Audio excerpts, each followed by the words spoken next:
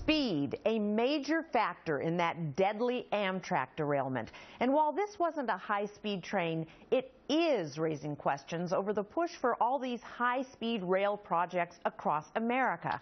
Get this, nearly 35 states already receiving a combined $10 billion from the federal government to build them.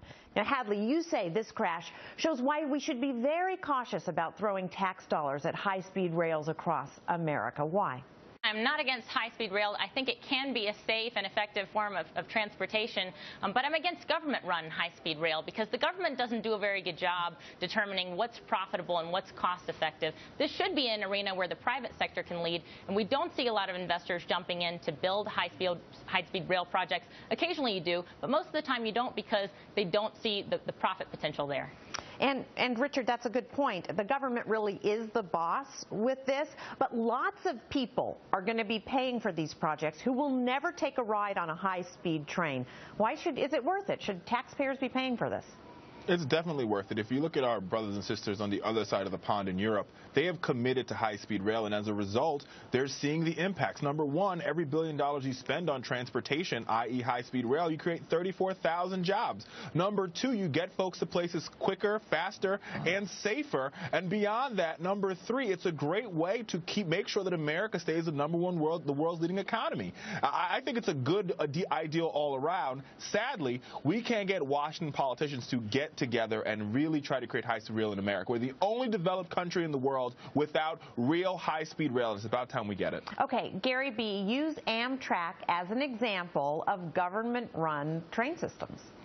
Exactly. You know, here I thought Richard and I had a kind of a kumbaya moment. We were bonding, but that's all fallen by the wayside now with his defense of rail. I'm kind of with Hadley on this, and I will give some examples. I think Richard's completely wrong. If you include subsidies that Amtrak gets, plus the high cost of their ticket, they're 4 times as expensive as airline travel. You look at how many people really want Amtrak. The average person drives 15,000 miles a year. They're on Amtrak 20 miles a year. As far as this whole energy and green stuff, Amtrak alone pollutes more than buses. It's about equal with cars driving inner city. So get back to Hadley. Hold on one second. Hold on. To get back to Hadley's point, if there is a market for it, as Richard says, then it should be developed by private enterprise. That's how the rail system in Europe started, Richard. We can do it again over here. It is based on government investment. It's based on government investment. Richard, I'm sorry. We gotta move along. John, do we really need high-speed rail?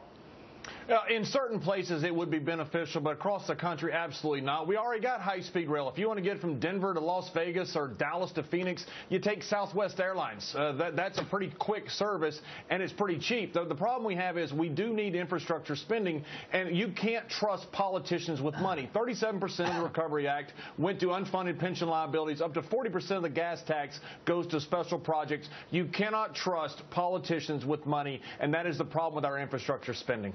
Gary Key, where do you weigh in on this? California first said $30 billion, now it's $68 billion, which basically means $100 billion. They've already admitted they're going to need taxpayer subsidies up to $1 billion a year. It always falls on the taxpayer. And if you notice, as said, you don't see private companies jumping all over this because they know it's an absolute money loser.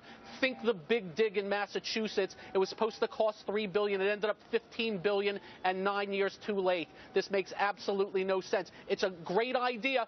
Get you there fast. Go on a train. And I love trains, but a big money loser. Richard, you want to respond?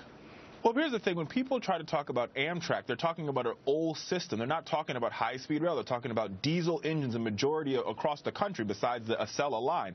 What we're talking about high-speed, we're talking about energy efficient, faster cabooses that are moving people to and from work and to and from play a lot quicker. It's a great way to prime pump our economy, a great way to get Americans back to work, and on top of that, it allows us to compete with our global partners all across the world who are investing in high-speed rail in record numbers. China's spending 9% of their GDP on infrastructure. Hold on. Go ahead. Gary B., last word. You have about 20 seconds.